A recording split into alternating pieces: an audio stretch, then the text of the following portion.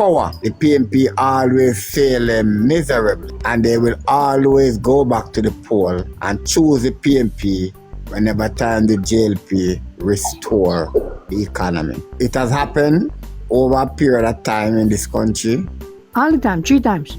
And I am still fearful. That fear still lingers in the back of my mind. Is it that the Jamaica electorate get mature enough that they will continue with what the JLP is building?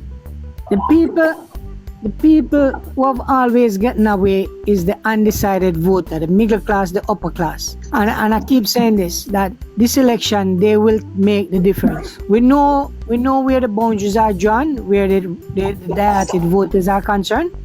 The Laborites know their seats, the PNP know their seats. But the people that will decide is the people who are above. The ones that it doesn't matter if the JLP in government or the PNP come in government and they fly out to America. These are the people that is left to make the decision now. You know, Kingston, whether they want Jamaica to prosper or not. The only good PNP I know is the one without a vote. You see? The only good PNP I know is one without a vote. Because the one with a vote will always vote PNP, no matter how disastrous the PNP operating government. John Major, you know in Jamaica that you don't have to go vote for your ballot cast. Yeah, I know. Okay. So as long as you are on the register, I would beg you to go and vote. Because if you don't vote, a fool is going to make the decision for you. You have to, as long as you're on the register, you're going to have to go and make it. And let me tell you something you say, Kingston 11. From my understanding of the Jamaica political landscape, I rather in this election have a low voter turnout. And I tell you the reason why I say that. Something similar to what we have in 2020. Jamaica have more people who align themselves with the People's National Party. No, sir. Other people don't disagree with me, but listen to me.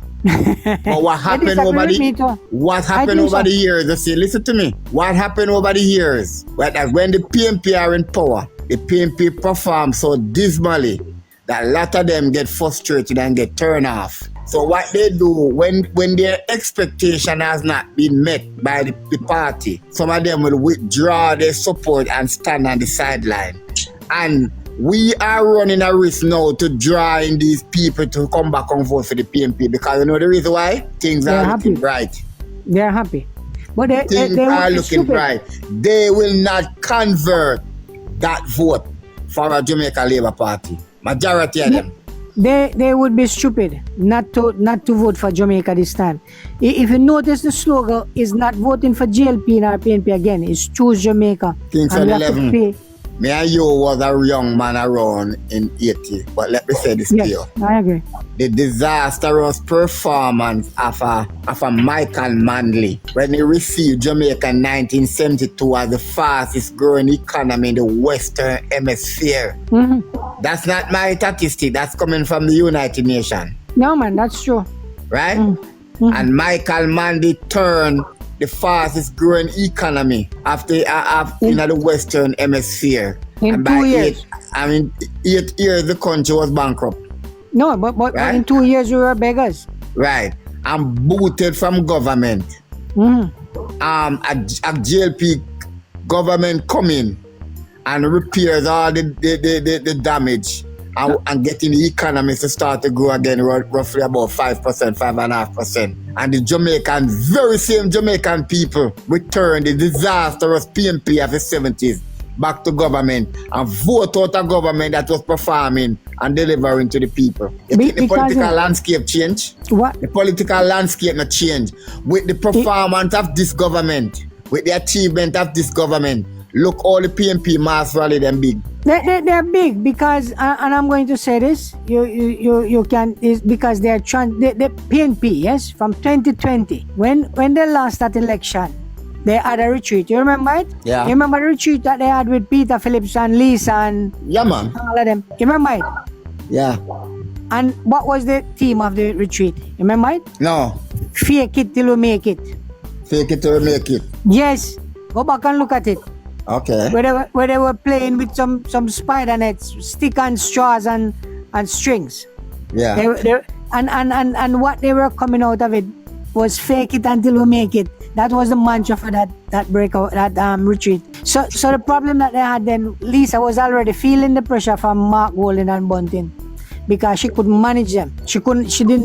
Blake never put up enough money for she outbuy them because I think Blake can outbid them in anything that he's doing. I don't think Bunting and Golden have enough money to match Blake. That's a Lisa husband, but he was not coming up with the money. And then we never knew that the opposition would have been so divided. You understand? All of this is coming that the party would split. But the party is split. It is split with the resistance. It reminds me of Allo, the comedy. Yeah. The resistance and the risers. That's what we have now. So the risers will not get any votes from any resistant member.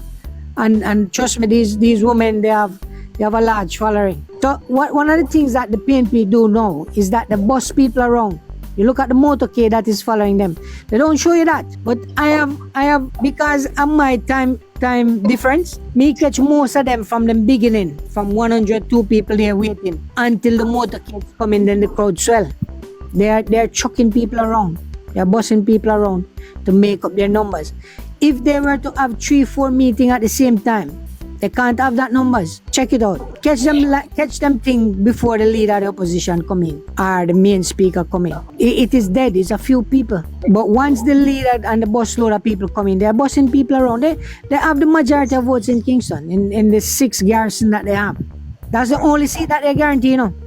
And they might lose 2 out of the 6. Only 4 seats them guarantee. They're only guaranteed Kwashilaya, Burke, and what's his name?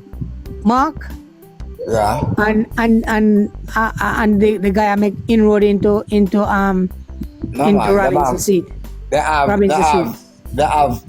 East Rural Kingston. East Rural. You know East Rural St. Andrew. No, they don't have that. That belong to where the seat where Paul will have. That's sure. That is Kingston and Port Royal. East Kingston and Port Royal. Them have that. But them have Julian Robinson seat strong too. They only have Julian Robinson strong, and the guy is making inroad into it. And they have Mark. They have Mark strong. They have Burke strong, and they have Hilton strong. All 4 strong seats them have. And they have Hilton strong, and them have just something there. The seat where Garvey own. Nita Garvey. That can flip. That's a very strong traditional PNP seat. It can flip. Current Morrison flip one in St. Catherine. That can flip. That there's only 4 seats that they have safe right now, and it's the 4 seats we mentioned we agree on. Ask Casey. Casey will tell you that some of the numbers look different, look odds and shaky, but that's the only 4 seats they have, in my opinion. Port Royal can flip. All the years Port Royal's been swim with shit. There's no shit there anymore. And the entertainment center, the nightlife in Port Royal is coming back. People are loving Port Royal again. Yeah, so Port Royal can come back. There's peace in East Kingston where Rockford and them communities are concerned. They're peace in them now. So, and that's what people want, peace. That's the most important thing to Jamaicans. Yeah. So I'm loving what I'm saying. You need to check your thing, John Major. I'll leave a number. Yeah. So you need to check it. Okay. Because I'll be on the ground sometime. All right, Kingston 11. We are going to talk. Would it convenient tomorrow to call you tomorrow? Anytime I wake up tomorrow until this time. Okay, sir. I will call you. Yeah, man. Yeah. You know, Kingston 11. Let me tell you, you see, I know that this government has performed very creditably well. I share the vision of the Prime Minister, right?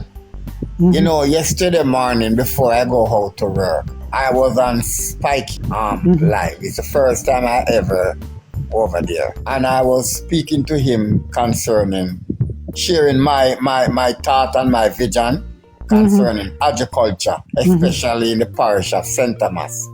When you drive out at St. Thomas and look at the landscape of St. Thomas, St. Thomas is ideal to be a parish of orchard crop, like grapes and berries and all of these things. You understand?